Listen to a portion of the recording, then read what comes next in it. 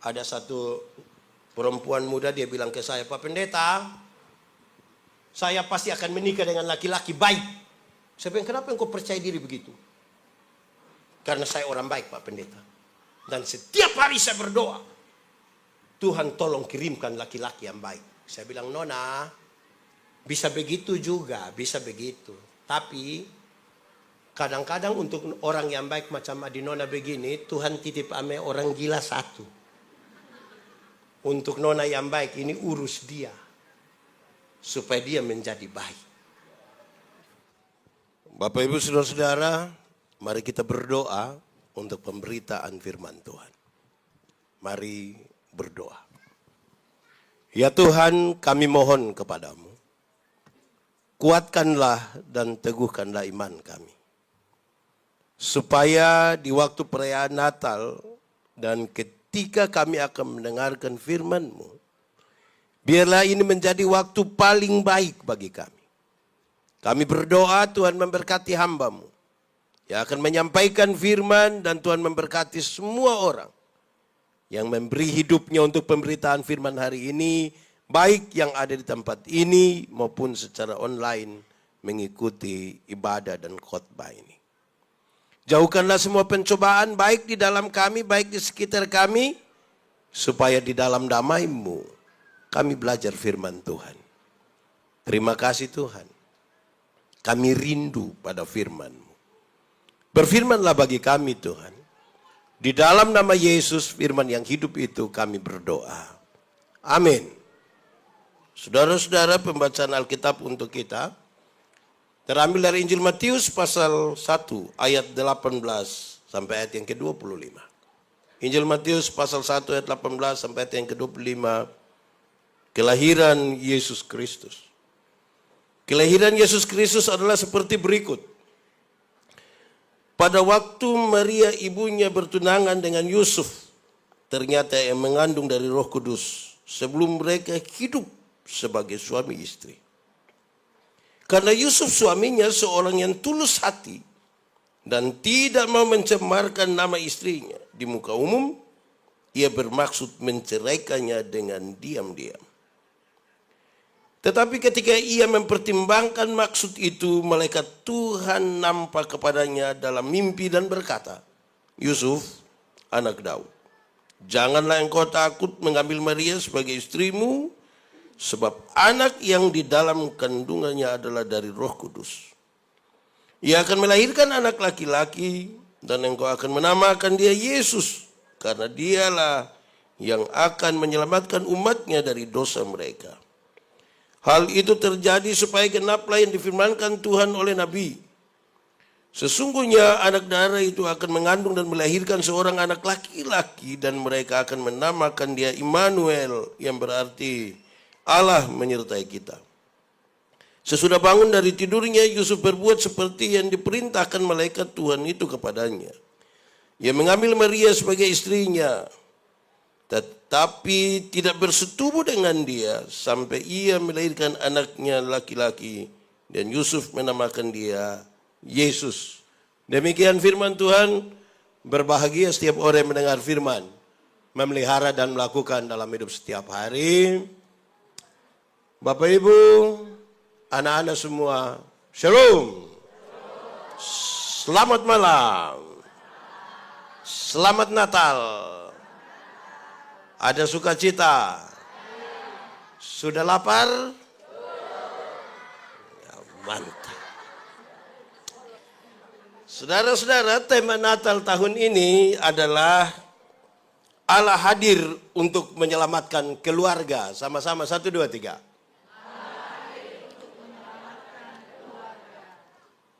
Seingat saya, kalau saya salah boleh dikoreksi. Seingat saya tema ini diputuskan di Toraja pada waktu sidang PGI.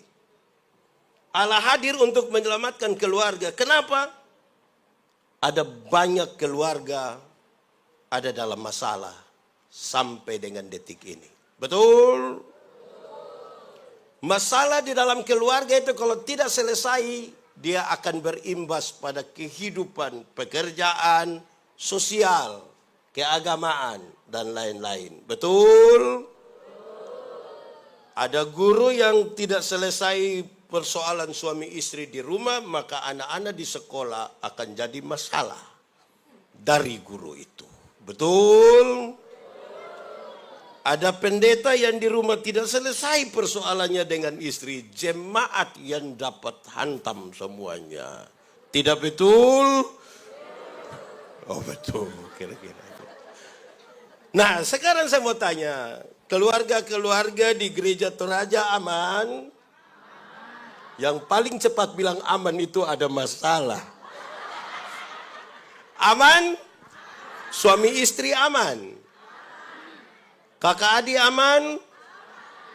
Dengan ipar-ipar aman?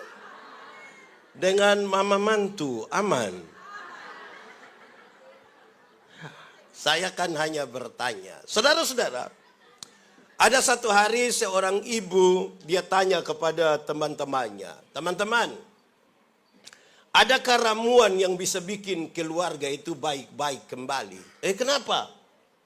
Rumah tangga saya ada masalah. Kami bertengkar terus, tiap hari. Saya rasa seperti neraka itu rumah tangga. Adakah ramuan yang bisa memperbaiki itu? Sabar, saya masih... Lantas teman-teman bilang, kami tidak tahu. Tapi coba pergilah, ada satu guru bijaksana dekat hutan di sebelah. Kayaknya dia punya ramuan itu. Dia pergi. Pak Guru, adakah ramuan untuk buat rumah tangga jadi baik-baik? Kenapa? Rumah tangga kami masalah. Tiap hari bertengkar. Kami pura-pura baik di hadapan banyak orang, tapi sebenarnya hancur di dalam. Adakah ramuan itu? Pak Guru ini bilang ada, tapi ramuan ini agak sulit dapat dia punya bahan ini, kecuali kalau ibu mau untuk cari. Dia bilang apa itu? Ibu, ramuan ini terdiri dari 3 helai kumis harimau. Terdiri dari kumis. Ibu bisa dapat, dia bilang, untuk keluarga saya kenapa tidak bisa? Maka ibu ini bawa daging ke hutan. Harimau datang, ibu ini kasih tengah daging itu, dia lari. Tiap hari dia makin dekat. Tiap hari dia makin dekat. Tiap hari makin dekat. Sampai satu hari, harimau itu ambil daging di tangan ibu itu. Pas ini harimau ambil, ibu ini bilang, harimau, boleh saya ambil kumis 3? Harimau bilang, cepat ambil. Maka ibu ini cabut kumis berapa? Senanglah ibu ini, dia lari pulang. Dia bilang, guru, saya sudah dapat 3 kumis harimau. Betul? Iya, coba ibu cerita. Dia cerita bagaimana susahnya dia dapat ini 3 kumis harimau. Setelah dia cerita, terus guru ini bilang, coba kasih itu 3 kumis harimau. Ibu ini kasih dan guru itu kucak-kucak ini kumis. Buang di dalam api.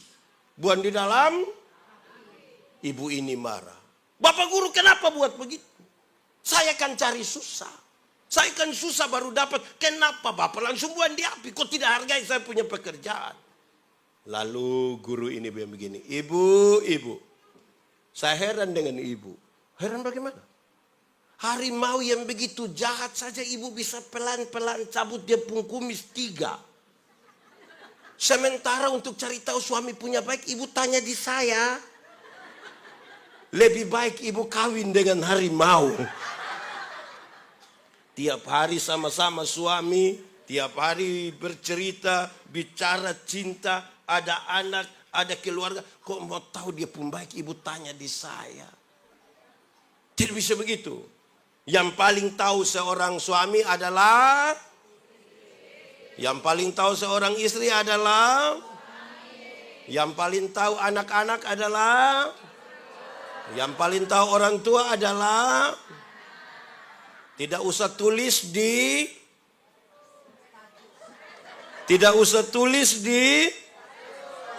di sini ada ibu-ibu tulis-tulis di Facebook. Ada, itu ibu ada di sini. Tadi Iko nyanyi di PWGT itu. Ya jangan begitu dong.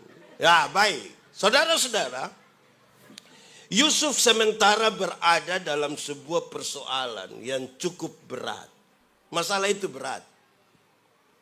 Alkitab mencatat dengan baik bahwa Yusuf itu orang yang tulus hati. Berarti dia orang baik atau jahat?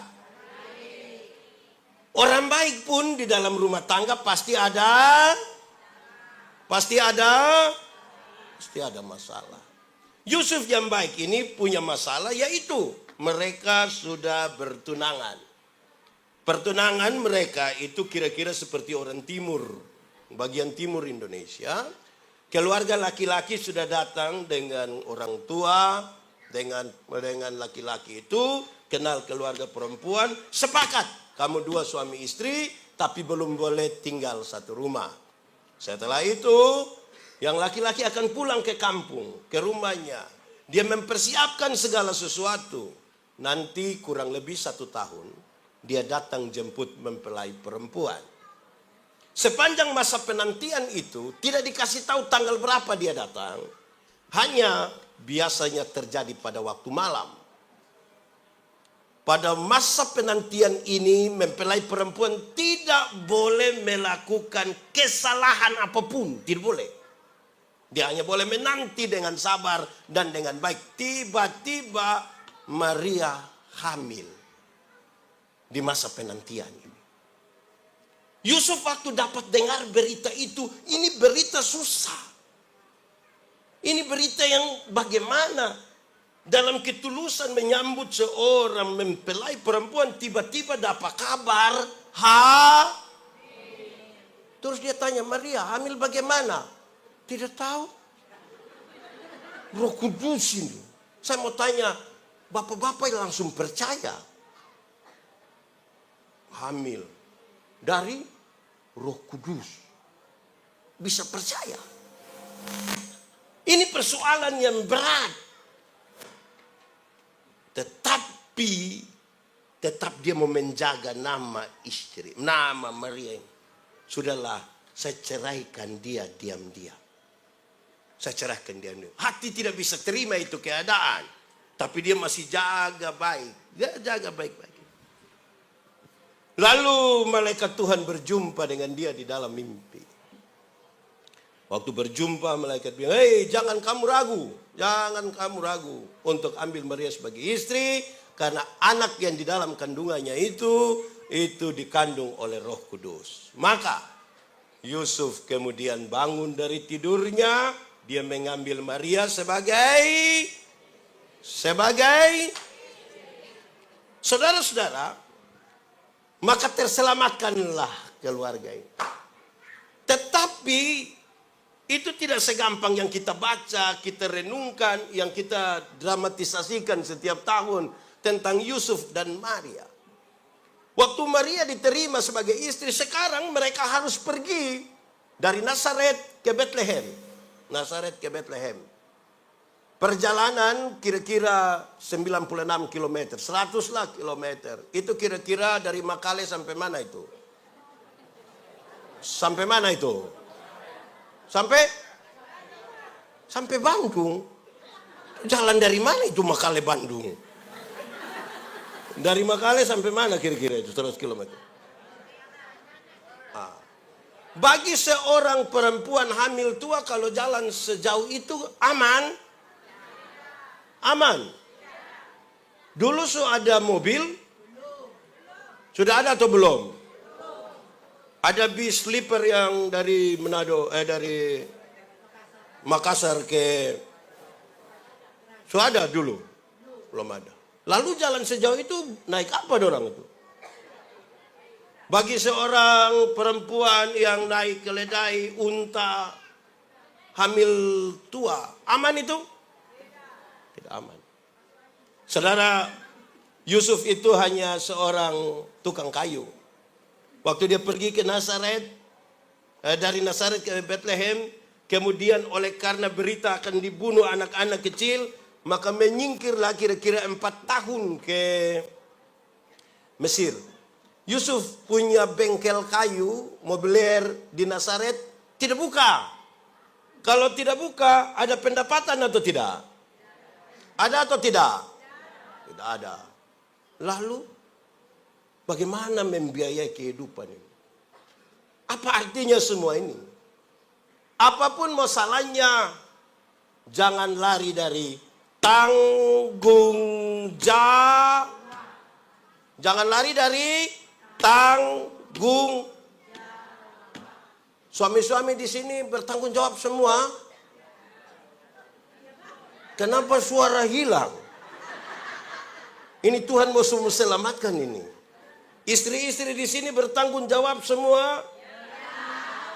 Tanggung jawab apa? Anak-anak di sini bertanggung jawab semua. Orang tua di sini bertanggung jawab semua. Saudara-saudara, hal ini serius. Kenapa? Ada orang, saya ingin mulai dari hal-hal kecil. Besar ini. Ada orang yang saya tanya, ini anak punya bapak di mana? Dia bilang, bapak tidak ada. Masa bapak tidak ada? Kira-kira bapak ada atau tidak? Ada. Hanya karena tidak bertanggung. Lari dia. Tanggung jawab itu lebih tinggi dari kewajiban. Sama-sama, 1, 2, 3. Tanggung jawab lebih tinggi dari. Orang kalau sekedar menjalankan kewajiban, dia suka mengucapkan ini kalimat. Yang penting pokoknya. Pokoknya yang penting. Yang penting pokoknya. Pernah dengar itu kata? Atau sendiri ucap? Pokoknya yang penting. Yang penting. Tanggung jawab itu di atas itu. Saya kenal seorang koster di Sabu, satu pulau selatan di NTT. Koster ini namanya Amaju, dia punya 1 istri dan 5 orang anak. Saya tanya dia, Ama, iris tuak itu susah atau tidak? Tuak itu pohon lontar yang diambil nira. Iris tuak itu susah atau tidak? Dia bilang susah pendeta. Coba gambarkan susahnya. Pak pendeta, kita naik itu pohon jam 2 subuh, turun sudah jam 7 pagi. Karena pohon banyak, tidak bisa naik dari satu pohon, turun kembali dari pohon itu, baru pindah ke pohon sebelah. Tidak bisa. Maka kami sambung dia punya daun, melangkah dari satu pohon ke pohon yang lain. Supaya jangan buang waktu, buang tenaga. Resiko jatuh. Pisaunya terlalu tajam. Kadang-kadang melukai kami pun jari. Belum lagi kalau ada tokek di atas pohon. Terus saya bilang, Ama, sudah tahu iris itu tuak susah sekali. Kenapa mau iris tuak? Lalu dia lihat kepada istri dan 5 orang anaknya, dia bilang begini. Dia hanya bilang begitu. Terus dia lanjut. Nanti dorang makan apa? Sama-sama, 1, 2, 3. Nanti pernyataan itu membuat saya mengerti. Dia naik pohon itu jam 2. Dia turun jam 7 pagi. Resiko jatuh atau terluka. Dia melakukan itu bukan sekedar kewajiban. Tapi apa? Tapi apa? Hari ini yang pelayan-pelayan semua pakai baju hijau. Padahal saudara tidak suka warna hijau. Waktu saudara pakai warna hijau bukan karena selera. Tapi apa? Tapi apa? Tanggung jawab. Itu yang mesti ada di dalam rumah. Mari kita lihat sekarang rumah. Saudara-saudara, Tuhan Allah menciptakan manusia itu bukan sekedar membedakan dia antara laki-laki dan perempuan saja. Ada pola yang sedikit dibedakan supaya manusia mengelola itu pola yang berbeda itu supaya kemudian dia hidup dengan sukacita. Apa itu? 1, soal pola berpikir. Soal pola apa?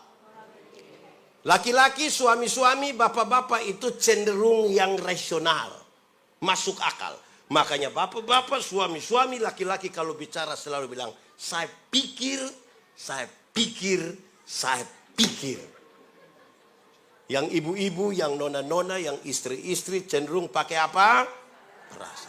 Makanya ibu-ibu kalau bicara selalu bilang, saya rasa, saya rasa, saya rasa. Bayangkan kalau menikah 20 tahun suami hanya bilang saya pikir dan istri hanya bilang saya rasa. Lama-lama tetangga akan bilang surasa. Suami istri itu hidup tidak bisa pakai yang dipikirkan saja.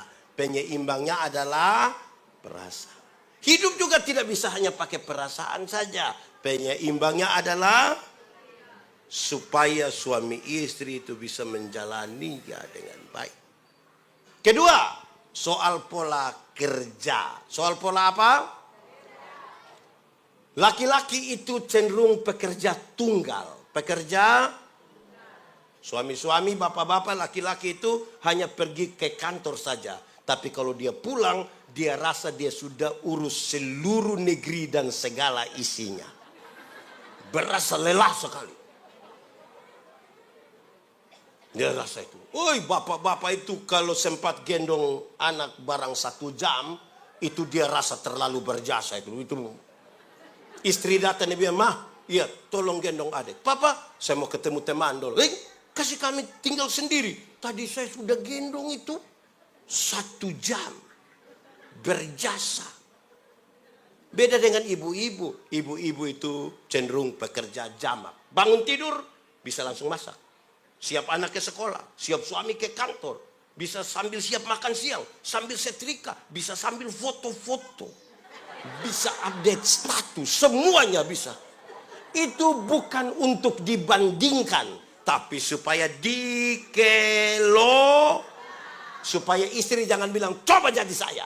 Suami juga, "Coba kau jadi." Tidak bisa, karena untuk itu. Suami-suami ini, kalau ada acara begini, Pak Charlie ketua panitia, jangan tanya dari jalan, "Pak Ketua, bagaimana?" Pasti hanya satu kata, beliau hanya bilang, "Beres." Nanti sudah bilang beres, baru istri bilang, "Beres apa?" Karena yang lebih detail ibu-ibu. Amin kok? Saudara-saudara, suami-suami ini, tamu datang naik tangga emper. Baru di tangga pertama suami langsung bilang, "Mama, kopi." Padahal kopi tidak ada. Setelah tamu pulang, istri bilang, "Papa, lain kali itu coba tanya dulu kopi. Jangan langsung suruh begitu." Kan saya sudah beli." "Iya, Papa beli 6 bulan lalu." Bapak pikir beli 1 kali untuk seumur hidup. Karena polanya tunggal. Dia pernah kasih uang kepada kita, gaji dia kasih di istri. Lantas istri bilang, "Papa," dia bilang, "Hei, sudah habis." Bukan karena dia curiga, kan dia pikir kasih 1 kali itu nanti sampai pensiun lagi baru. Karena polanya tunggal. Saudara pernah belanja di swalayan begitu?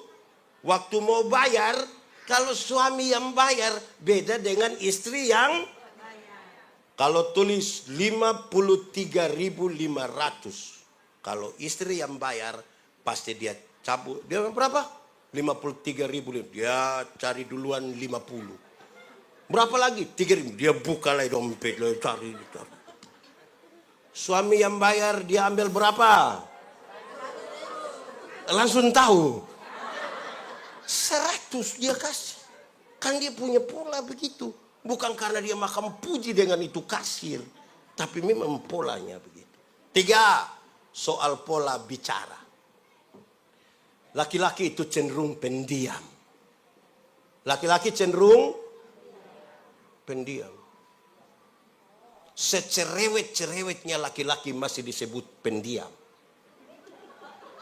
Sebuah penelitian bilang seorang laki-laki kalau bicara 1 hari itu kira-kira 7.000 kata. Berapa ribu? Tapi seorang perempuan 1 hari kalau bicara itu minimal sekurang-kurangnya 21.000 kata. Berapa ribu? Suami 7.000, istri pagi-pagi masing-masing sudah bekerja, anak-anak sudah sekolah, istri mau 21.000 dengan siapa? Makanya grup-grup WA istri itu biasa lebih banyak. Kepentingan 21.000. Rata-rata suami pulang kerja jam berapa? Jam berapa? Jam 5. Istri rencana mau kasih keluar duluan yang 3.000. Dia sambut suami di pintu. Pas buka pintu dia bilang, "Pak." Suami hanya, "Di kantor tadi baik." Terus suami bilang, "Kau kepala kantor. Kalau komunikasi kita macam begini ini malapeta."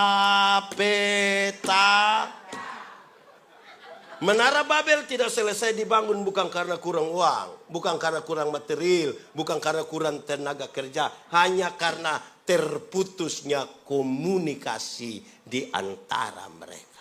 Amin. Komunikasi keluarga kita di Gereja Toraja aman-aman kok. Mantap. Woi, berarti orang di sini baik-baik ini. Tema ini tidak cocok di Gereja Toraja ini. Tidak cocok ini. Suami istri ada handphone. Sama-sama kita tahu handphone berhasil mendekatkan yang jauh tapi menjauhkan yang. Ada duduk sama-sama dengan istri anak tapi tidak bicara, masing-masing sibuk sendiri dengan handphone. Ada. Bahkan ketika bunyi handphone di samping situ dia tidak ambil terima di depan istri. Dia geser sedikit. Baru dia bilang, "Halo." Ada begitu di Gereja Toraja. Bukit Zaitun ada. Itu orang ada di sini sekarang. Tunjuk dia. Rahasia negara apa yang harus bicara dengan bisik-bisik? Halo. Halo. Kalau itu terjadi, hai istri-istri, aku berkata kepadamu, curiga sudah. Ada suami yang dia punya handphone itu pola rumit. Ada. Siapa punya suami? Jujur, angkat tangan. Apa-apa yang terlalu sampai pola rumit. Hei saudara, hati-hati. Ini bahaya ini.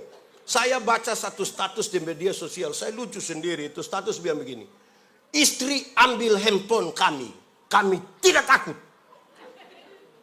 Hanya deg-degan saja, deg-deg. Suhapus belum, suhapus." Suami-suami aman. Terakhir, soal pola mengingat. Pola apa?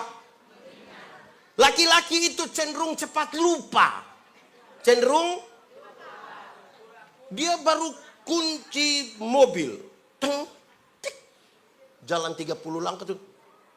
Saya kunci belum. Terus dia kunci lagi. Karena cenderung cepat.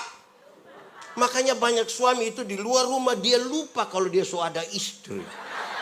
Maksudnya. Dia cerita dengan teman sampai lupa kalau ada janji sama istri. Jangan terlalu negatif juga ibu-ibu ini.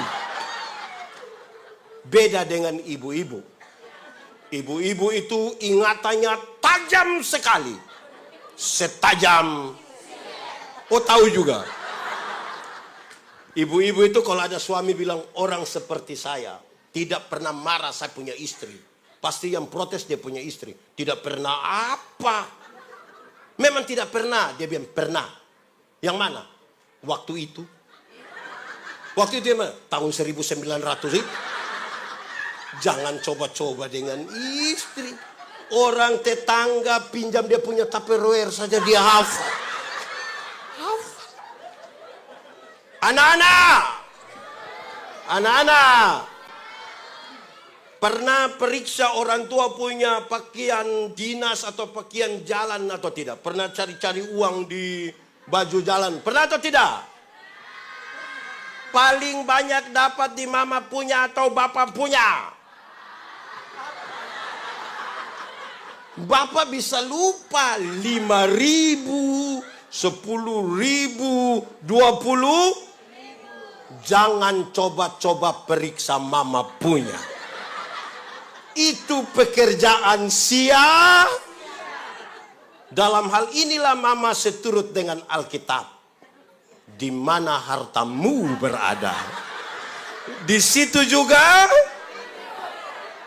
Nah, saudara-saudara, biasanya untuk hal-hal ini tidak mampu dikelola.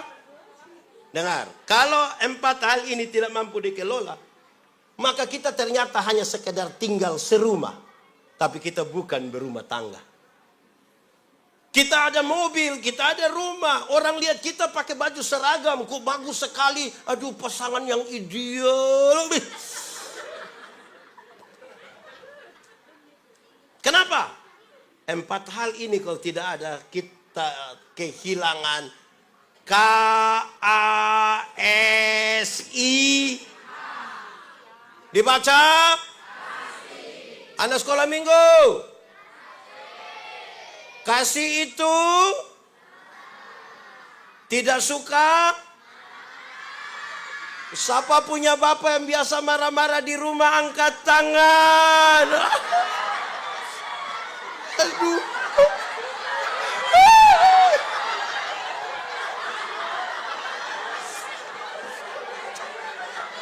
Ini anak-anak kasih tahu saja begitu. Oh, sudah turun sudah saya. Lagi siaran langsung ini. Kasih itu tidak suka marah-marah. Sayang kepada teman seperti kasih Yesus. Amin. Tapi kita gagal mengelola 4 hal itu. Tidak ada kasih. Sekarang hafal. Ikut yang pendeta bilang. Kasih ialah kebaikan. Tidak terpatahkan oleh apapun. Tidak akan berubah menjadi kebencian. Ulang. Kasih ialah kebaikan. Tidak terpatahkan oleh apapun. Tidak akan berubah menjadi kebencian. Rujukannya begini. Karena begitu besar kasih Allah akan. Apakah Tuhan Allah mengasihi dunia? Apakah dunia mengasihi Tuhan? Lalu apakah karena dunia tidak mengasihi Tuhan, Tuhan berhenti mengasihi dunia? Apakah kemudian Tuhan membenci dunia? Saudara lihat sekarang. Kasih tidak terpatahkan. Sama-sama 1, 2, 3. Kasih tahu teman di sebelah 1, 2, 3. Supaya jangan ada suami bilang pada istrinya, kalau saya tahu kau sifat begini.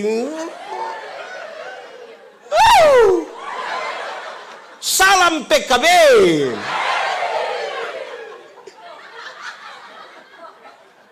Tidak boleh ada istri bilang. Tidak boleh.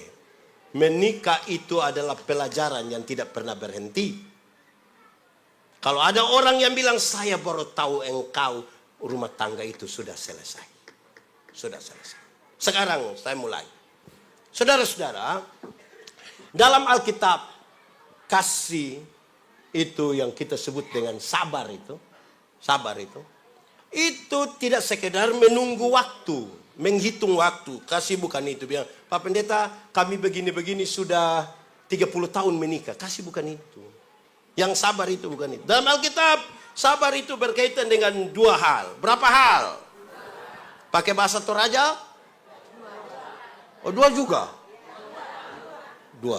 1. Sabar itu berkaitan dengan sabar terhadap situasi. Sama-sama. 1, 2, 3.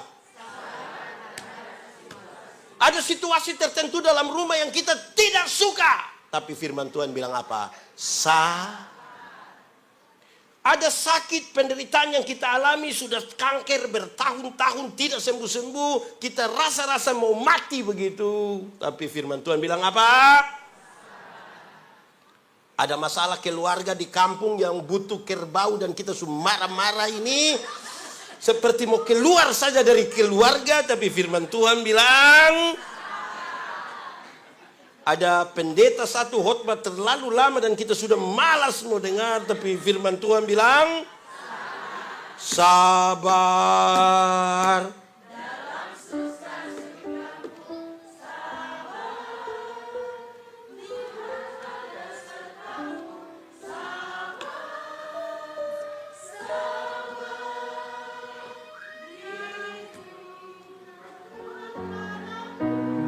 Oke. Kedua, sabar terhadap orang. Sama-sama, 1, 2, 3. Ada orang-orang tertentu dalam hidup kita ini yang sangat menjengkel. Tapi firman Tuhan bilang, ada tetangga-tetangga dekat rumah itu yang sangat tapi firman Tuhan bilang, ada pendeta itu terlalu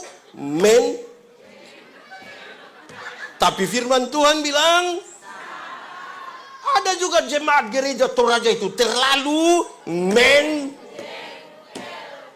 tapi firman Tuhan bilang, ada ipar-ipar terlalu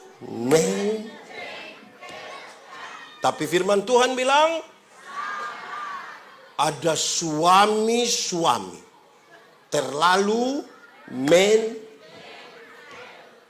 tapi firman Tuhan bilang, ada juga istri-istri terlalu tapi firman Tuhan bilang, ada mama mantu terlalu menjengkel. Tapi firman Tuhan bilang, bayangkan kalau satu rumah tidak ada kesabaran. Coba bayangkan. Kalau rumah tidak ada kesabaran. Bukankah marah sedikit dia langsung banting itu motor? Padahal belum lunas itu motor. Bawa masalah baru. Mesti menyanyi. Sabar.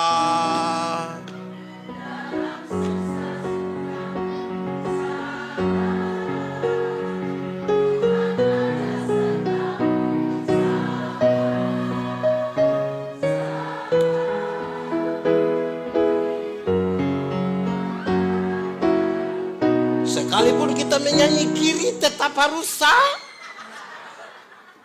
sabar itu penting. Sabar itu, hal yang penting, kan itu bagian dari kasih. Nah saudara, sekarang saya mulai ingin masuk pada puncak bagaimana Tuhan ada di tengah-tengah keluarga dan menolong kita. Tapi saya ingin memulai dengan begini.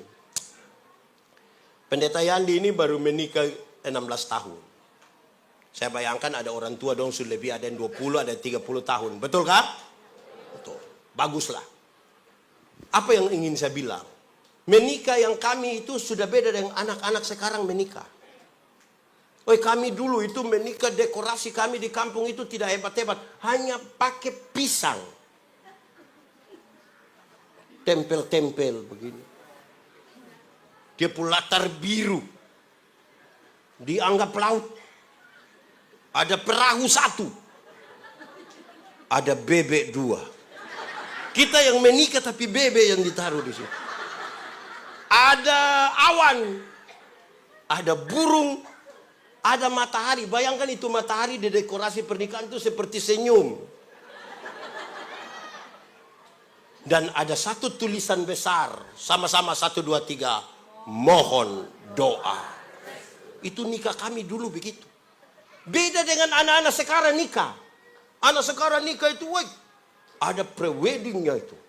Baju waktu foto beda dengan waktu peneguhan, beda dengan waktu resepsi. Waktu resepsi itu, dorang yang MC bilang, kita sambut raja dan ratu. Dorang mulai masuk jalan, terlalu mantap lah. Kadang-kadang ada waktu di mana lampu mulai redup, mereka diajak berdansa, alunannya mantap, beautiful in white. Sambil mereka jalan menuju satu stage begitu, terus tiba-tiba MC bilang, wedding kiss. Laki-laki dengan romantis mencium, langsung petasan. Kami yang nikah 16 tahun ke atas lihat hal itu, kami hanya bilang,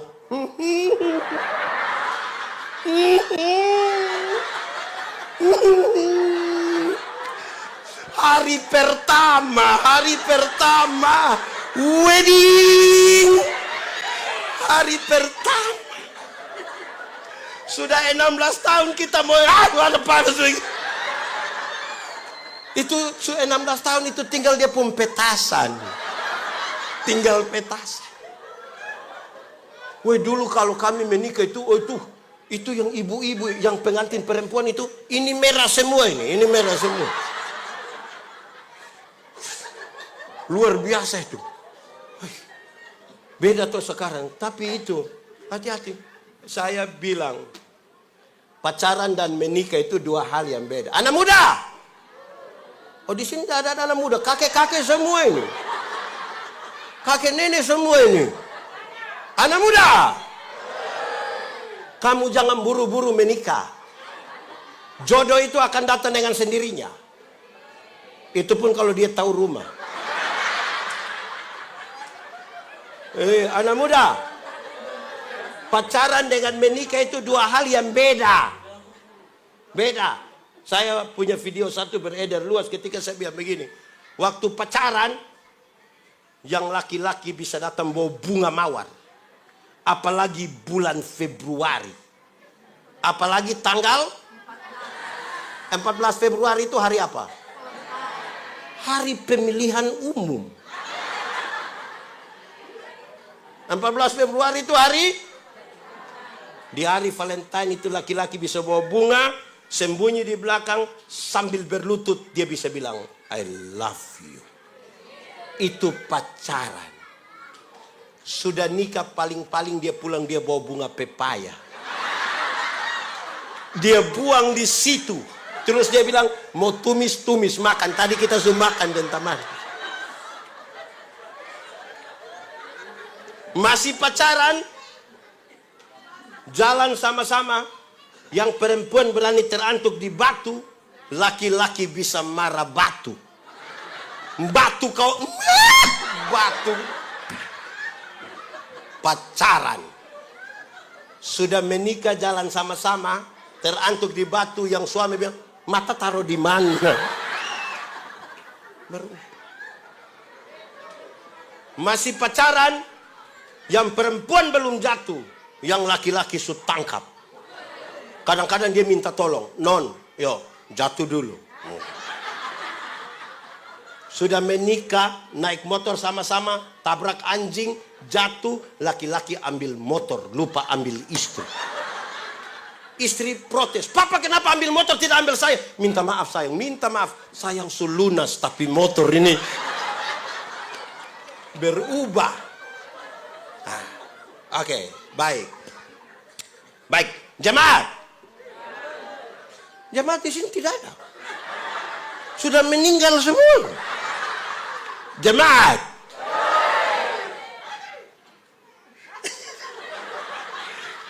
Coba renungkan. Apakah saudara mencintai istrimu? Apakah engkau mencintai suamimu? Apakah engkau mencintai anak-anakmu? Apakah engkau mencintai orang tuamu? Lalu kenapa bukan cinta itu yang dijadikan dasar dalam rumah tangga Kristen?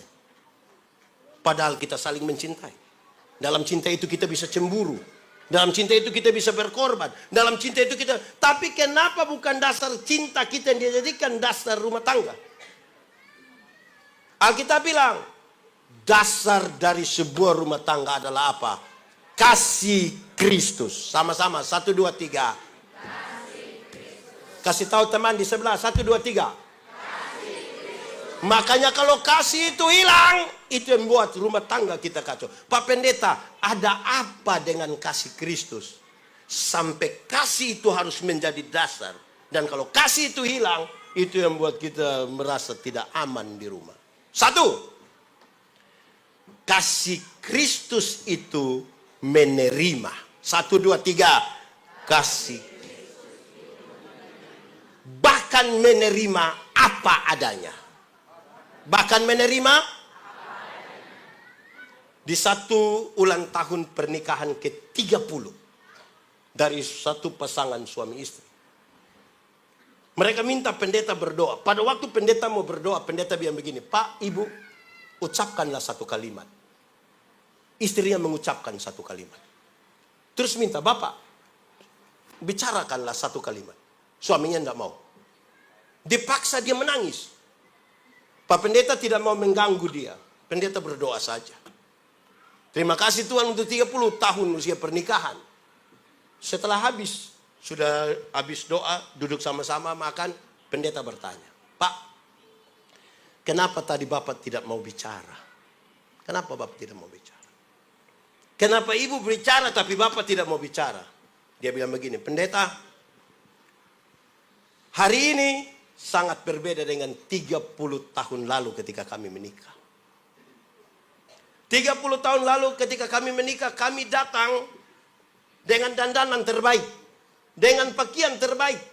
Orang-orang memanggil kami raja dan ratu. Dan kami kira itu terbaik. Kami membandingkan pesta pernikahan kami dengan orang lain. Tidak itu. Itu bukan cinta. Cinta itu terjadi ketika saya sakit berat. Ketika saya sakit berat dan saya meyakini, sakit seperti ini, istri saya pasti akan meninggalkan saya. Pasti. Saya sudah pasrah, karena keadaan ini sudah tidak mungkin lagi. Tapi Pak Pendeta tahu, justru di mana saya kehilangan itu, pengharapan itu, saya merasa tidak mungkin. Justru di titik paling lemah itulah istri memberi perhatian dan menolong saya, merawat saya sampai saya ada hingga saat ini. Saya mengerti rumah tangga itu adalah, saya mengerti cinta itu adalah penerimaan. Bahkan ketika yang tidak baik itu ada. Amin. Amin. Saudara renungkan. Ada satu orang tua kakek-kakek. Dia ada di rumah sakit. Waktu hampir jam 12. Dia bilang kepada perawat. Perawat, saya harus ke rumah sakit jiwa. Kenapa? Istri saya ada di sana. Bapak tidak bisa Pak. Kami harus perhatikan Bapak. Tidak, saya harus ke sana. Mohon maaf Pak, ke sana untuk apa? Saya harus kasih makan saya punya istri. Oh, tapi Bapak di sini penting. Nggak bisa, saya harus ke sana. Saya sudah janji saya harus kasih makan. Bapak minta maaf. Kan yang paling penting ibu makan. Bapak bisa menyuruh orang untuk pergi ke sana. Dia bilang tidak, saya mesti pergi. Setelah beberapa kali bicara, perawat ini meyakini bahwa Bapak ini tetap bersikeras mau pergi ke rumah sakit jiwa. Maka perawat ini bilang begini, Bapak minta maaf saya harus bicara. Apa? Ibu kan gila. Ibu kan gila. Dia pasti tidak kenal Bapak. Kan yang paling penting adalah dia dapat makan. Lantas orang tua ini jawab, ya, yang kau omong itu betul. Istri saya gila, dia tidak kenal saya. Tapi saya tidak gila. Saya kenal dia. Dia gila dan dia tidak kenal saya. Tapi saya tidak gila. Saya kenal dia. Bagaimana ketika dia waras, saya menyambutnya sebagai istri. Dan ketika dia gila, saya meninggalkan dia. Cinta itu penerimaan. Kasih Kristus itu menerima. Bahkan ketika kita di dalam lumpur yang paling kejam sekalipun dosa itu. Tuhan menerima kita. Amin. Ibu-ibu. Pernah SMA? Atau ibu-ibu TK langsung kerja? Pernah SMA? Coba bayangkan ibu-ibu waktu SMA dulu. Coba bayangkan 10 detik. Sudah? Seperti itulah ibu-ibu dulu. Halus-halus. Tipis-tipis. Sekarang sudah tebal-tebal. Berlapis-lapis lagi. Tapi kami suami tetap terima apa adanya. Tepuk tangan dulu buat suami. Supaya suami jangan cari-cari di luar. Di sini ada suami cari-cari di luar. Cari apa itu? Cari apa itu? Cari apa? Oh, cari uang. Dengan dia. Oh, sendiri. Ibu-ibu, Kami suami-suami ini juga ibu harus terima kami. Karena kami biar badannya kekal, mantap. Dengan penuh kasih dia bilang, Mama, tolong ambil remote. Di mana Papa? Ini setengah meter. Dia tidak berdaya. Ada urusan keluarga, banyak keluarga datang. Siapa yang disorong ketemu keluarga? Di manakah Bapak yang kekar-kekar itu? Bisa terima Bapak pun keadaan? Ini Pendeta Yandi ini orang tanya. Jadi Bapak-bapak. Di sini tidak Bapak-bapak lagi nih. Remaja semua ini. Bapak-bapak. Kalau istri omong itu dengar. Jangan gaya. Istri marah-marah itu terima. Sebab kalau kita ada istri tidak pernah marah-marah, kita bisa liar. Orang tanya saya, Pendeta Yandi, yo, biasa minum kopi? Iya. Satu hari berapa gelas? Pagi 1, sore 1. Berarti 2. Di rumah. Kalau di luar rumah, lebih dong. Kenapa di luar rumah lebih pendeta? Karena ada istri. Pendeta takut istri? Bukan takut. Hargai. Hargai bagaimana? Iya, karena kalau saya bilang, Mama, kopi 1 lagi. Stop, cukup. Tadi sudah 2, stop. Itu pendeta takut. Bukan takut, maaf. Saya hargai. Kenapa? Pendeta bilang, ya. Karena kalau saya sakit, ibu-ibu yang biasa minta foto dengan saya itu dorang tidak urus saya. Tapi dia yang marah itu dia bilang stop, dia yang urus. Betul? Kalau besok saya mati, ibu-ibu yang minta foto itu paling-paling hanya muat foto di Facebook. Tulis RIP. Emoticon begini dengan tulisan pernah bersama-sama dengan pendeta. Betul? Yang lanjut kredit siapa coba? Jadi suami-suami istri ngomong itu dengar.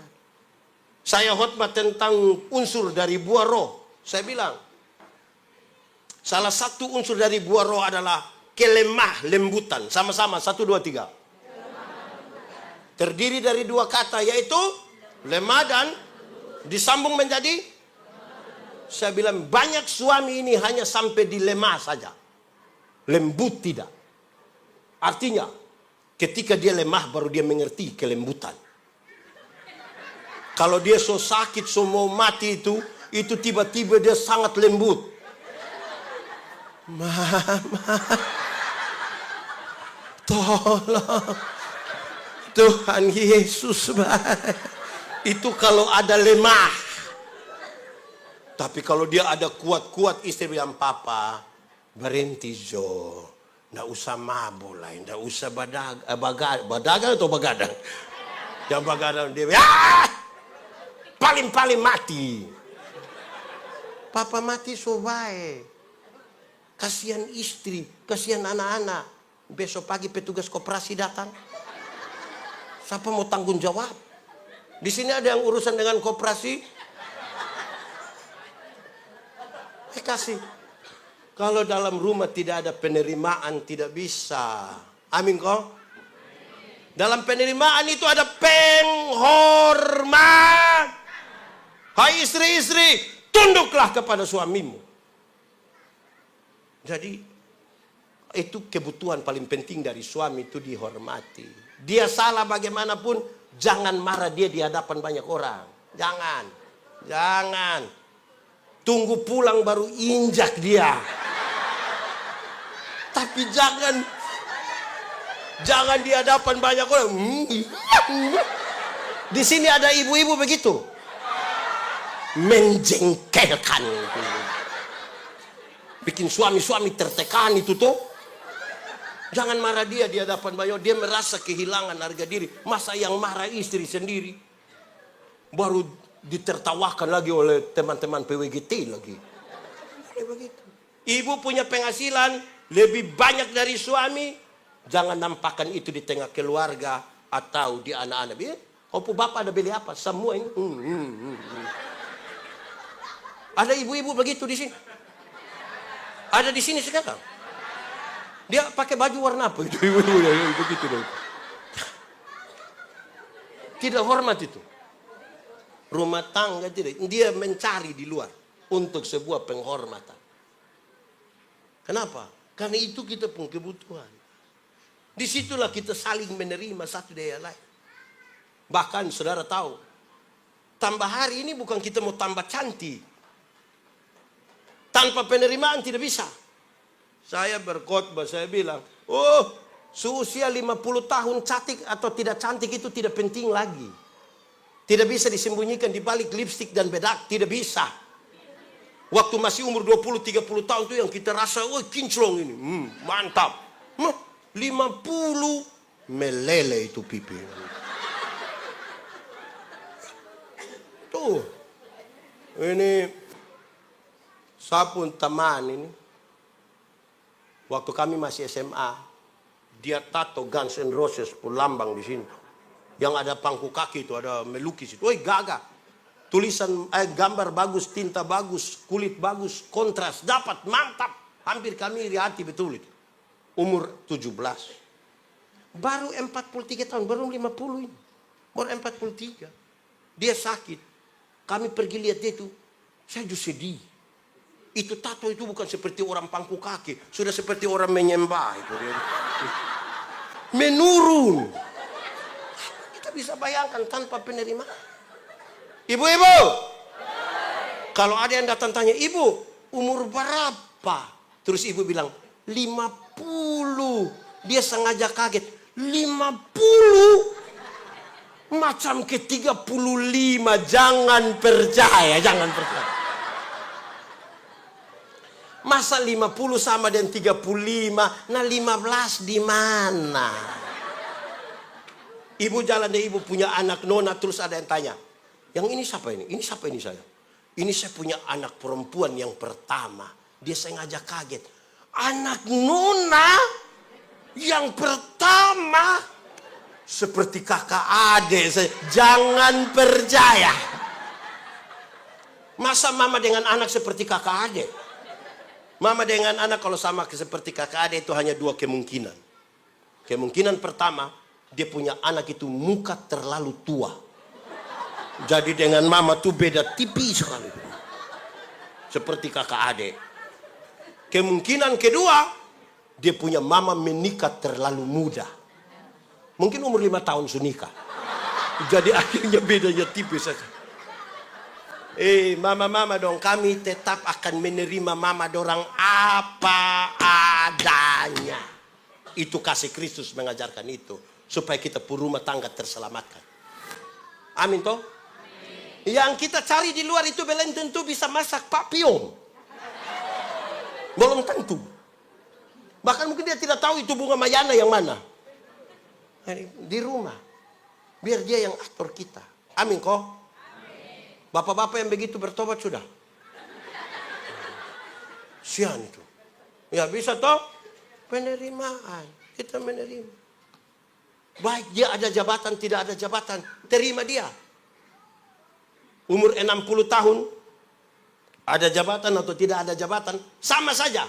Pensiun, rata-rata ASN, TNI, Polri itu kan pensiun di sekitar umur 60 toh. Waktu kita masih aktif itu kita datang orang bisa bilang, siap laksanakan, lanjutkan hormat. Aktif. Sudah pensiun ini ketemu anak yang baru lulus saja dia bilang, tua, asam urat amang kan? Menjengkelkan. Di usia 70 tahun, rumah besar atau rumah kecil, sama saja. Apalagi rumah tingkat. Pakai tongkat, mau naik lantai 2, bagaimana? Hanya dengan penerimaan. Amin toh? Jangan olok-olok bilang, lihat kamu po kakek, lihat, kakek lemah. Tidak ada penghormatan itu. Usia 80 tahun, Bahkan kaya atau miskin pun tidak penting. Bahkan kaya atau miskin pun tidak penting. Tidak mungkin beli daging babi 2 kilo makan sendiri. Tidak mungkin. Kolesterol, darah tinggi, jantung, diabetes, gigi tidak ada. Orang lain masih kunyah. Kita tidak kunyah lagi. Kita seperti mall saja. Mall dia punya rasa sudah habis.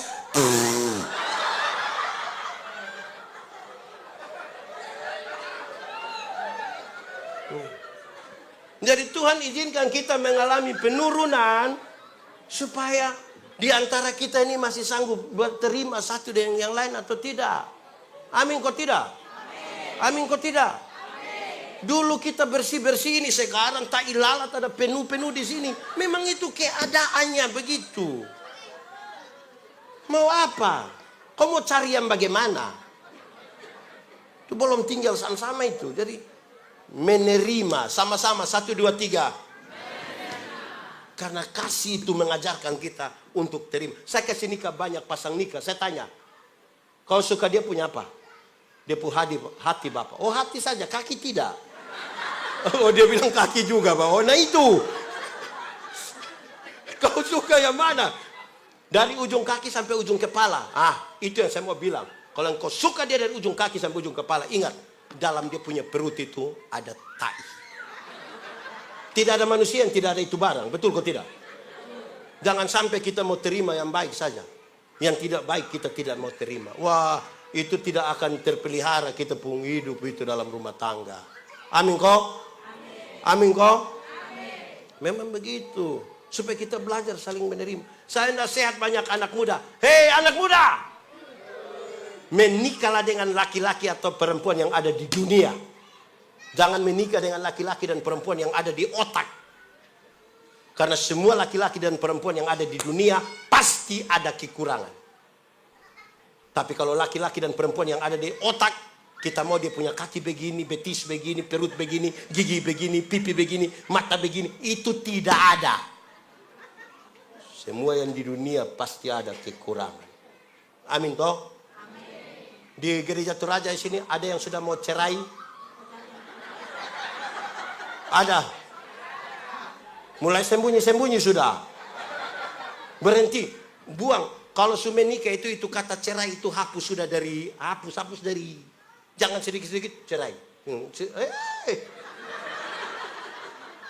Cerai apa?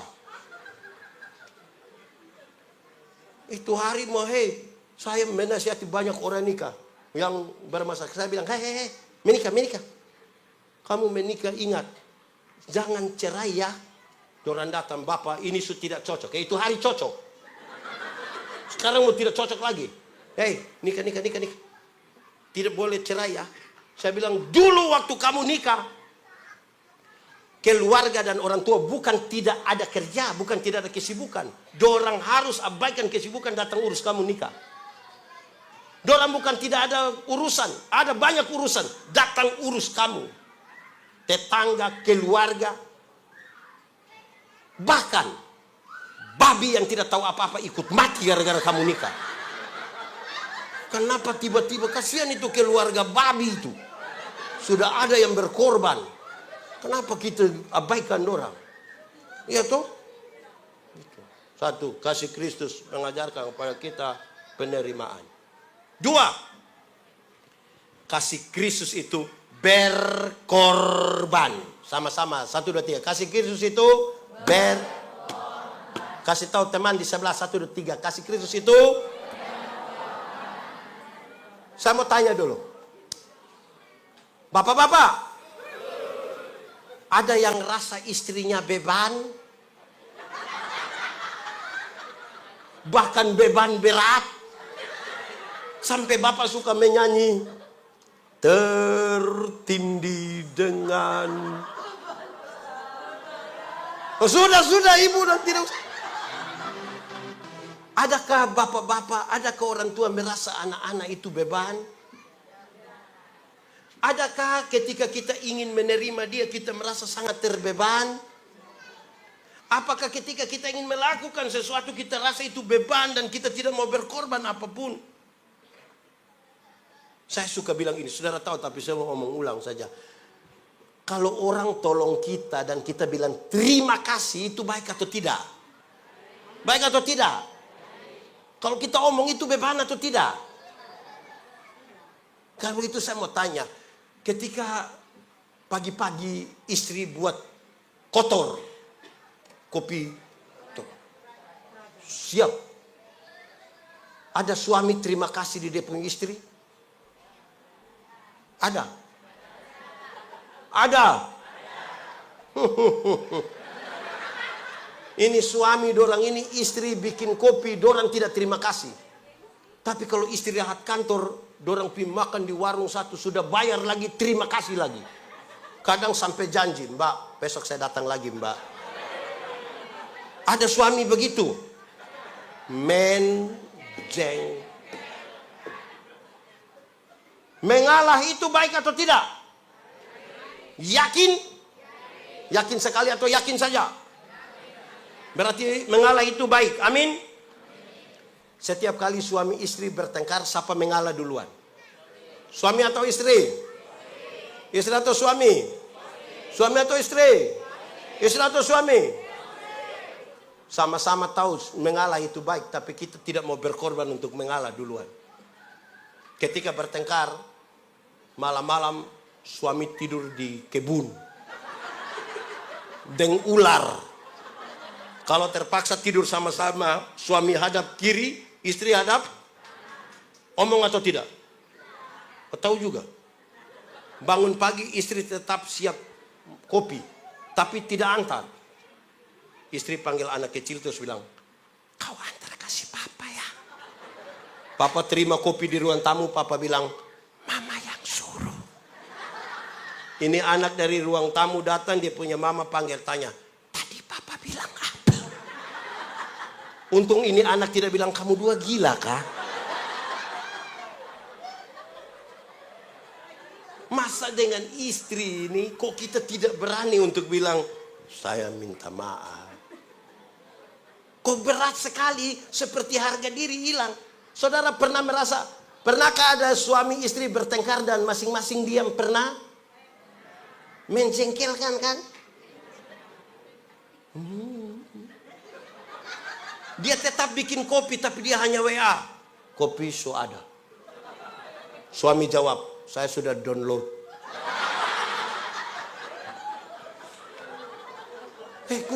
Bolehkah kita mengalah sedikit? Ini suami ini.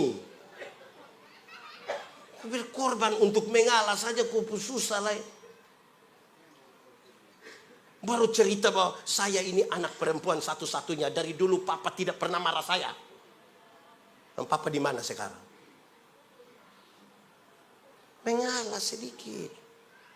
Kok kasih rendah hati sedikit. Mengalah dengan suami, mengalah dengan istri. Kan tidak kalah juga toh. Ini suami baru datang langsung kok berangkat dari rumah sekarang. Dia jalan baru kita sedih. Kenapa kasih tinggal saya? Saudara-saudara, berkorban itu penting. Saya pacaran dengan istri dari dulu masih nona. Kami dua pacaran 10 tahun baru nikah. Dorang bilang pendeta bisa 10 tahun. Iya, setia, bukan soal itu. Lalu soal apa? Karena kalau saya berhenti dan dia, siapa lanjutnya saya? Itu dia. Tapi saya bilang saya punya istri. Waktu kami masih pacaran saya bilang, Non, kalau Nona cari yang kaya, supasti bukan saya. Supasti bukan saya. Kalau Nona cari yang ganteng, bersaing. Gitu. Kan saya harus percaya diri juga. Saudara meragukan saya punya kegantengan kan?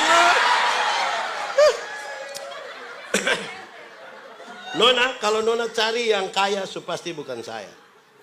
Nona, kalau cari yang ganteng, bersaing. Tapi Nona ingat baik-baik. Kalau Nona butuh bahagia, lihat baik-baik. Ini. Terus dalam perjalanan menikah 16 tahun, waktu dia tidak bahagia, dia hanya tanya, mana bahagia yang lu janji-janji? Berkorban dong. Amin. Berkorban sedikit. Jangan sampai kita ini tidak berkorban. Istri ini juga hanya pakai suami punya uang. Berkorban istri punya uang juga.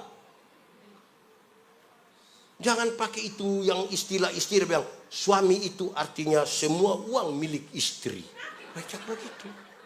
Jangan begitu juga. Gini, sudah tidak ada milikmu, tidak ada milikku. Ini milik kita. Rumah tangga yang bahagia terdiri dari satu raja, satu ratu, dan 2 pembantu. Dia yang raja itu sekaligus pembantu. Dia yang ratu itu pun sekaligus pembantu. Rumah tangga itu bahagia. Satu raja, satu ratu, dan 2 pembantu. Saya baca satu tulisan kecil dia bilang begini. Supaya rumah tanggamu bahagia dan panjang umurnya. Kalau engkau salah, akuilah. Tetapi kalau engkau benar, tetaplah tutup mulut. Kalau salah, kalau benar, ini kalau dia salah saja, apalagi benar. Ada ibu-ibu begitu di sini, yang di sini atau di situ?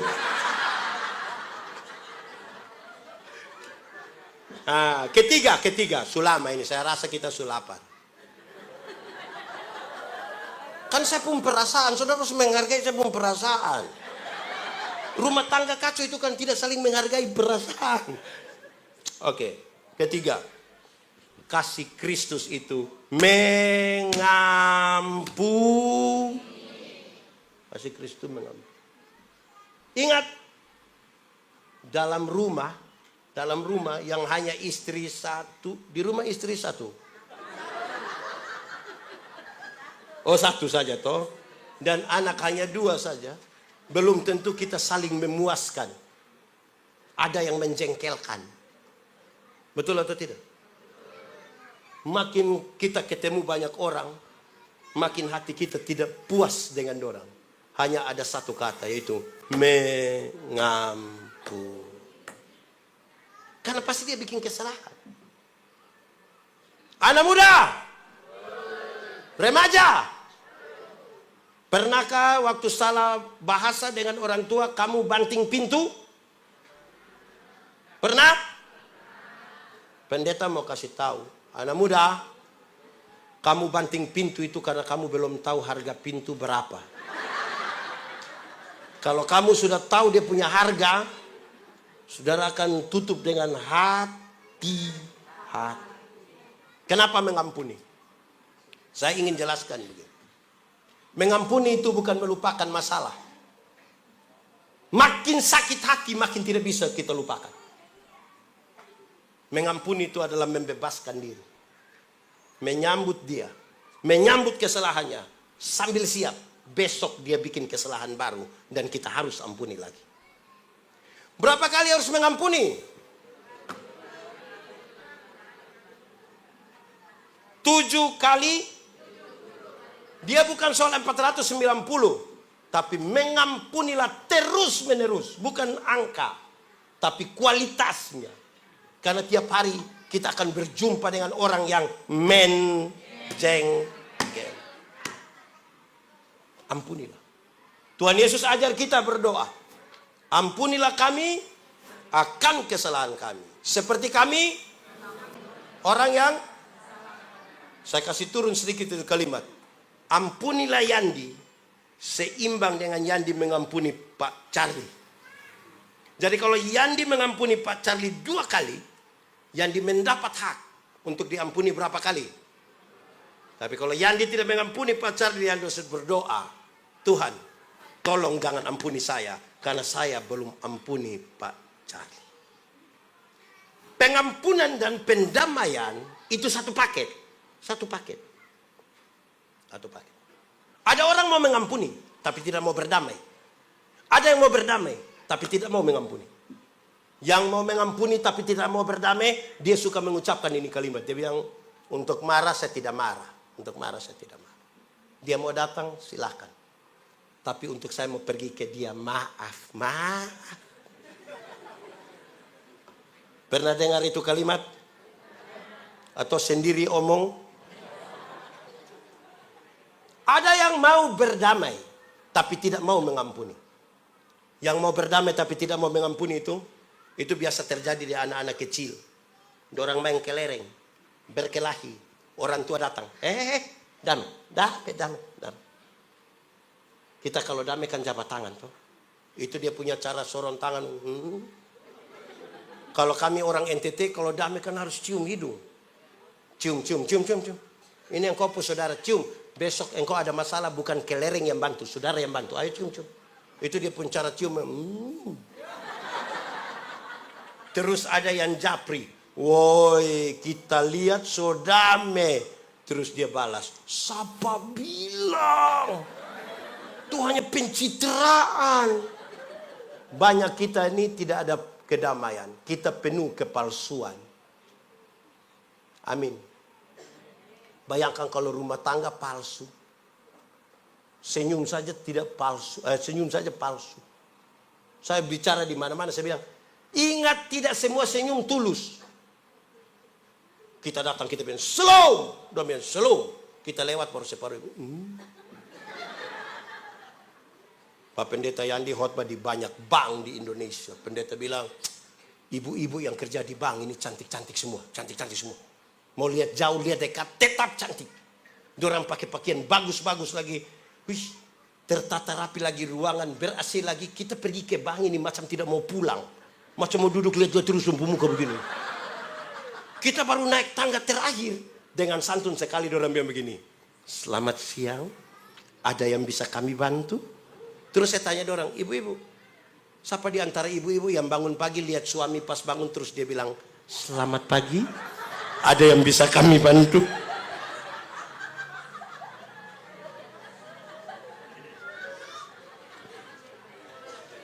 Di rumah itu asli tanpa kepalsuan toh. Jemaat, mau tahu kami pendeta-pendeta ini baik atau tidak, jangan tunggu waktu kami berkhotbah. Itu semua baik. Coba tinggal dengan kami di rumah. Barang 2 minggu saja. Jelas. Asli. Muncul. Saudara bayangkan, rumah tangga kalau bertengkar itu jangankan Tuhan. Baru pendeta yang sampai saja langsung damai. Dorang ada bertengkar, baku marah, baku lempar, tiba-tiba pendeta sampai. Salam. Langsung damai dorang dua. Salam pendeta, salam, aduh pendeta. Mama, mari, aduh ada pendeta, salam pendeta, aduh. Nanti pendeta tidak lihat baru dia bilang, engkau tunggu dia pulang nanti. Itu baru pendeta. Apalagi kalau Tuhan di dalam rumah. Apa Tuhan di dalam rumah toh? Setiap kali suami terlalu marah mau tampar. Di sini ada suami biasa pukul istri. Saya balik pertanyaannya. Ibu-ibu yang biasa dapat pukul dari suami coba angkat tangan. Jangan. Berani angkat tangan pulang kena pukul ulang lagi. Setiap kali suami marah mau tampar istri dia bilang, untung ada Tuhan.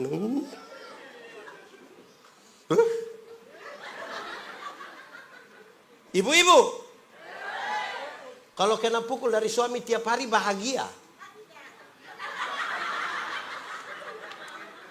Siapa yang berani bangun pagi-pagi langsung ketemu suami dan papa, hari ini belum papa.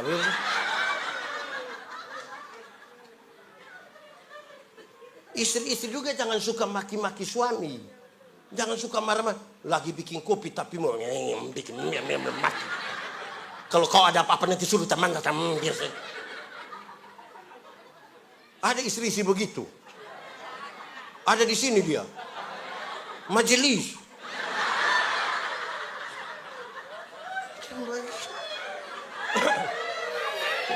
Salam PKB.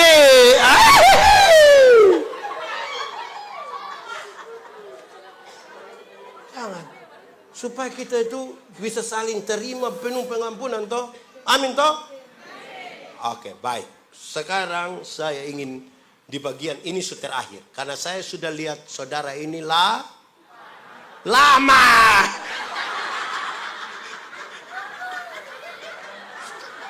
Saya sudah lihat lama saudara.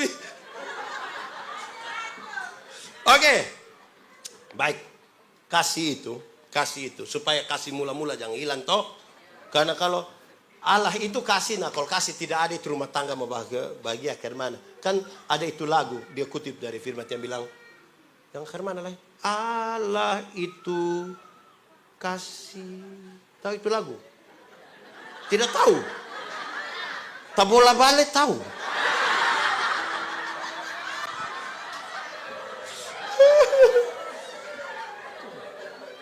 Ku rindu, dunia pun merasakan kasih yang ku rasakan darimu Tuhan. Ku rindu semua yang ku lakukan membuat dunia mengerti kau.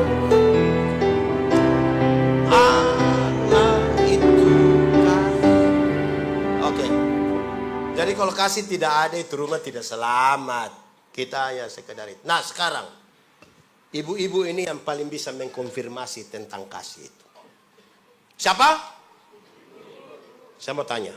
Ini saudara tahu tapi saya suka ulang-ulang ini. Ibu-ibu, melahirkan itu sakit atau tidak sakit? Sakit atau tidak sakit? Terlalu sakit. Mau melahirkan normal atau abnormal tetap sakit. Sesar itu abnormal ibu. Waktu ibu sakit melahirkan, itu kami suami saja tidak tolong.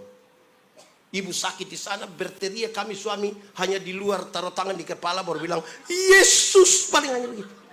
Su bilang Yesus lah dia bayangkan ini anak muka mau ikut siapa ini paling.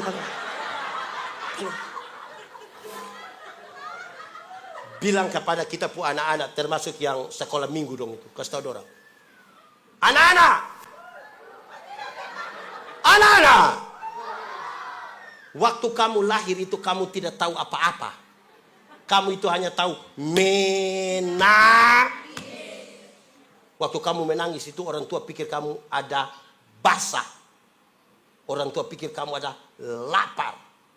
Orang tua pikir kamu ada salah urat. Orang tua pikir nenek di kampung mau ganti nama mungkin dengan kamu. Kamu hanya menangis, tidak tahu. Hei, anak-anak. Kamu punya jam tidur, orang tua punya jam bangun. Orang tua punya jam tidur, kamu punya jam bangun.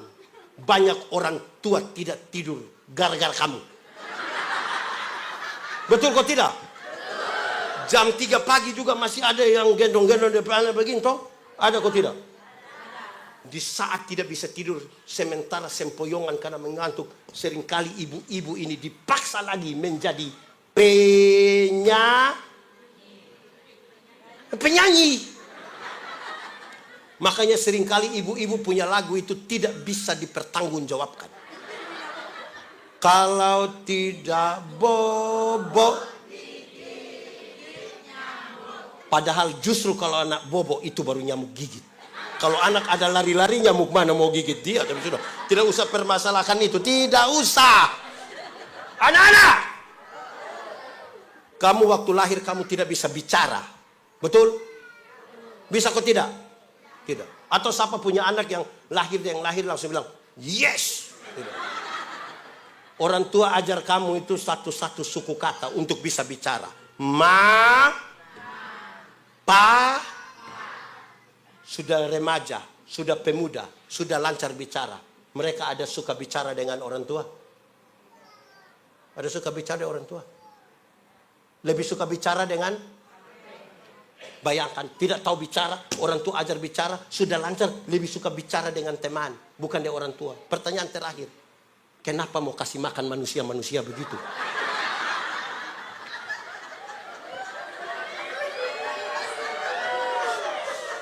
Kenapa? Sama-sama, 1, 2, 3. Kasih tidak terbatas. Amin. Anak-anak. Anak-anak. Waktu kamu lahir, kamu tidak bisa jalan. Atau siapa punya anak yang lahir dengan lahir langsung bilang, putar ke kiri. Orang tua ajar kamu itu jalan satu-satu langkah. Pegang di tangan, baru ajar. Ta.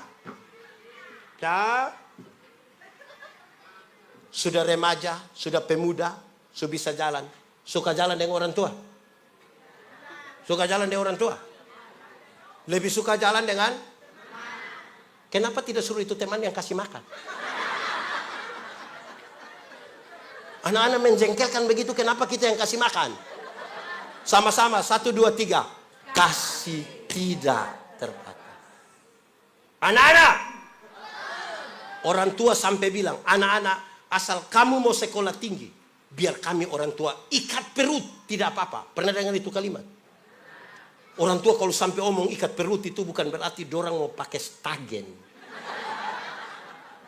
Tapi banyak yang berhutang demi anak-anak mereka. Anak-anak muda, kamu ada pegang handphone? Ada pulsa? Itu handphone itu utang. Di pengala. Tapi orang tua tidak pernah titip kita di mana-mana.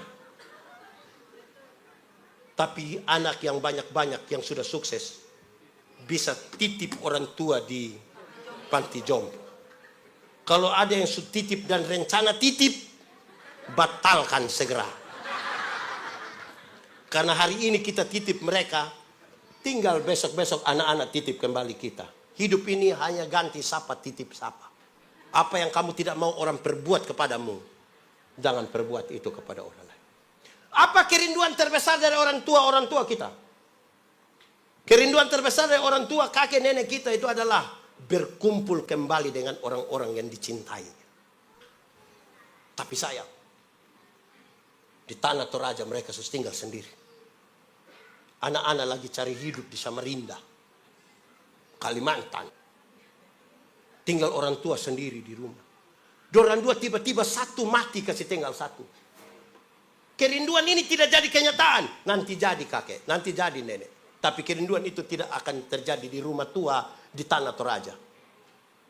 Kerinduan itu akan terjadi di sorga. Dalam rumah Bapakku banyaklah tempat. Itu pun kalau mati masuk sorga.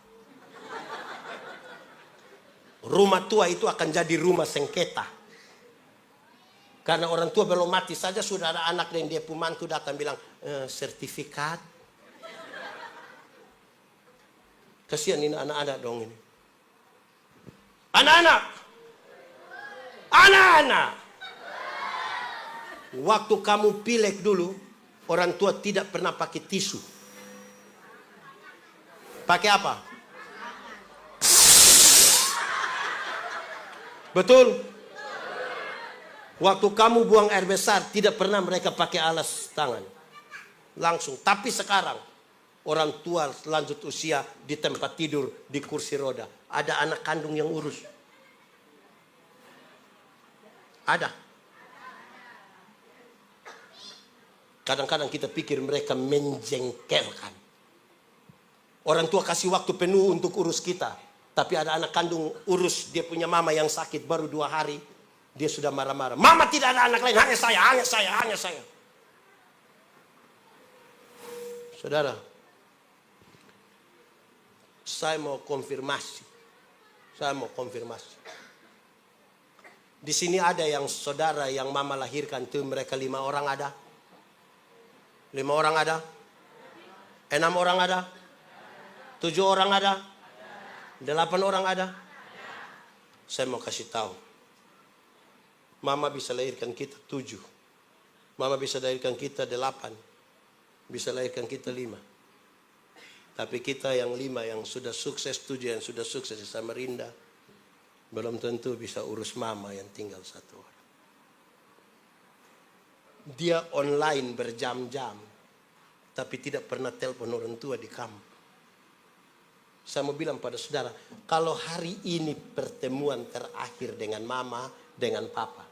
Kalau mereka sudah mati pun Tuhan izinkan mereka hidup kembali, bertemu satu kali ini di perayaan Natal ini. Kira-kira apa yang akan saudara bilang kepada mereka?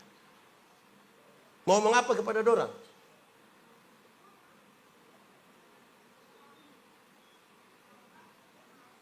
Pernahkah ada mama yang kebetulan dalam hidup? Pernah ada bapak yang kebetulan dalam hidup?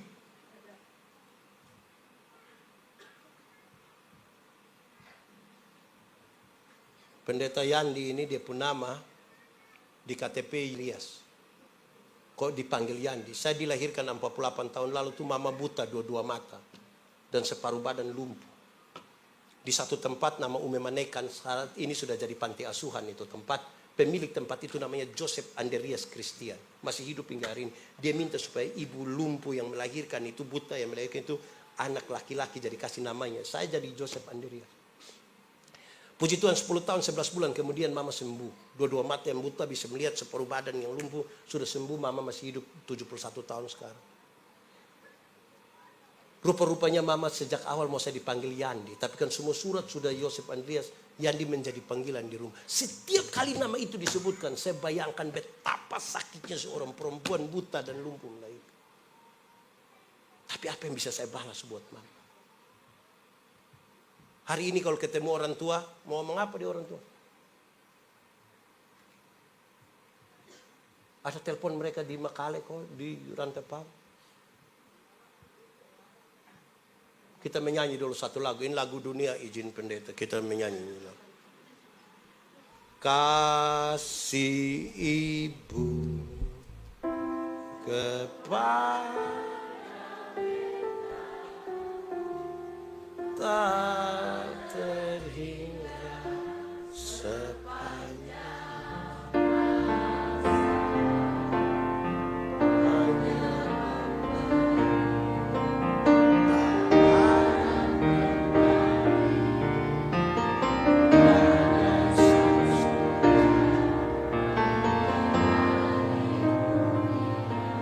yang pangkat anak, yang dia tahu ini dan dia bangun dari tempat duduk, dia cari papa di mana, mama di mana. Coba peluk sedikit, bicaralah satu kalimat. Orang tua di mana? Peluk mama. Ucapkan satu kalimat.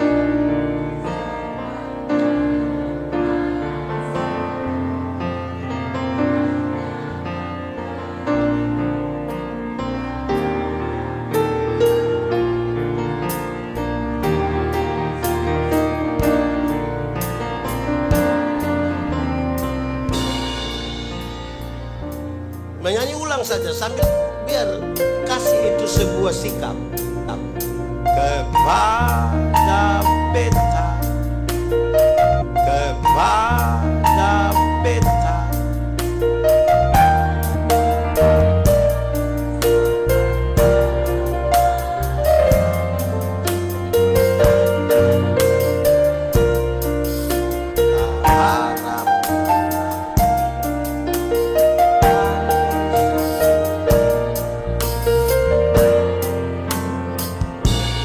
Coba kita ulang menyanyi lagu ini sambil bayangkan mama mantu punya kasih ibu.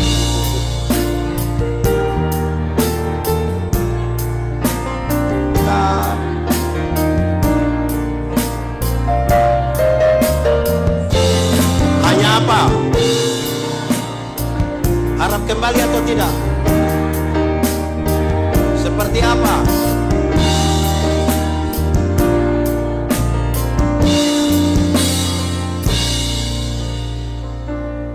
Kasih itu tindakan, bukan kata-kata. Begini baru sedih-sedih. Orang tua ada, orang tidak begini baru sedih. Kita ini kehilangan kasih. Jalan dari sini ke Balikpapan, ada orang celaka di jalan, bukan tolong, siaran langsung. Hai guys, ada yang celaka guys, motor mitik. Dia habis siaran langsung, guys meninggal. Ini ibu-ibu juga pagi-pagi bukan urus suami. FB Pro. Hai guys, waktunya menggoreng telur guys. Padahal dia punya dapur, punya kotor. Tapi siaran langsung terus, kita kehilangan kasih. Saya ingin menyatakan pada kita, kasih itu ekspresi yang kita harus nyatakan. Sudah berapa lama kita tidak bicara kasih dengan orang tua? Selama tidak tuh. Nah itu sekarang lihat kok keluar telepon orang bilang sertifikat. Nah nikmati saya. Saya tutup khotbah ini karena sudah lapar. Ada satu keluarga, mereka punya anak laki-laki. Umur 6 tahun. Ketika umur 6 tahun, ibu ini hamil dan melahirkan lagi. Maka sekarang mereka punya berapa anak? Berapa? Tapi sayang, anak yang kedua ini cacat. Anak yang kedua ini cacat. Entah untuk kakak laki-lakinya, bawa engkau punya adik putar-putar di kompleks ini, dapat udara, dapat matahari pagi biar dia lebih kuat. Ini anak yang percaya diri, dorong dia punya adik. Teman-temannya bilang begini, kau bawa siapa itu? Siapa adik? Boleh kami lihat? Boleh. Teman-teman lari datang, pas mau lihat, ini engkau punya adik. Iya. Kenapa dia cacat? Kenapa dia keriput seperti orang tua? Kenapa dia tidak normal? Kenapa? Rupa-rupanya kalimat itu membuat dia punya orang tua, ini dia pun kakak terluka. Kan dia pun kakak rasa sakit hati. Dia bawa adiknya ke sungai kering, kali kering. Dia buang ini anak. Bukan saja buang. Dia marah-marah. Karena engkau, teman-teman, olok saya. Karena engkau. Setiap kali dia buang, dia punya adik coba mau berdiri, dia tendang kasih jatuh. Sambil dia bilang, lebih baik kau mati. Lebih cepat, lebih baik. Jangan tunggu 4 tahun. Dia lakukan itu tiap hari, tiap minggu, tiap bulan, tiap tahun. Tanpa diketahui oleh orang tuanya. Sampai satu hari ketika mereka ada di sekitar meja makan, dia punya mama bilang begini kepada yang cacat ini. Adek, nanti mama ambilkan makanan. Ini anak bilang, tidak usah ma. Tidak usah. Kaget. Kenapa tidak usah? Waktu anak ini bilang tidak usah, dia coba berdiri. Bukan saja dia coba berdiri, dia coba jalan. Dan bukan saja dia jalan, dia sampai pergi ambil makanan sendiri. Terkejutlah mamanya. Dia punya mama bilang kepada suaminya, papa, anak kita bisa jalan, disembuh. Suaminya bilang, kita bikin syukuran. Kumpul orang, kasih tahu majelis, kasih tahu pendeta, orang-orang sudah banyak begini setelah ibadah.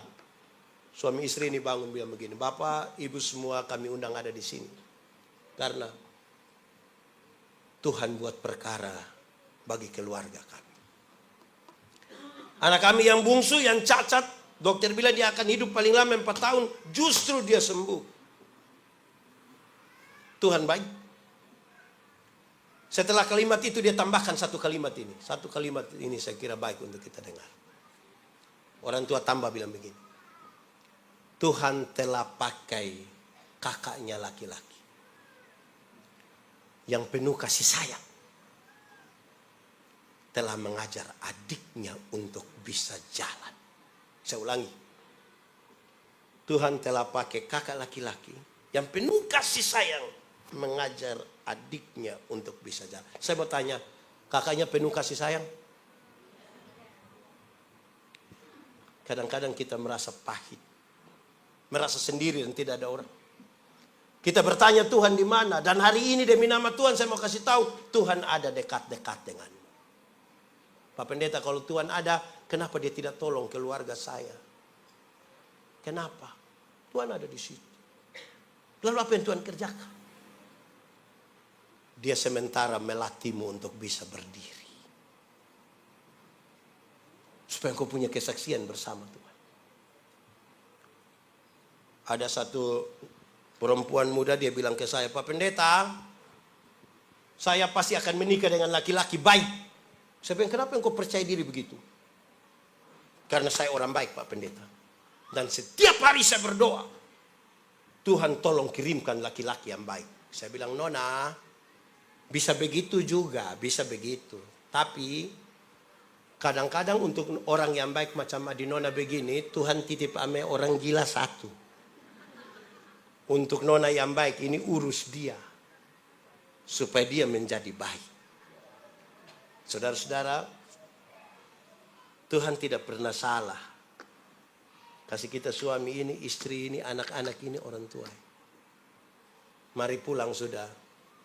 Tuhan butuh kerjasama sekarang. Tuhan bukan tidak bisa untuk langsung.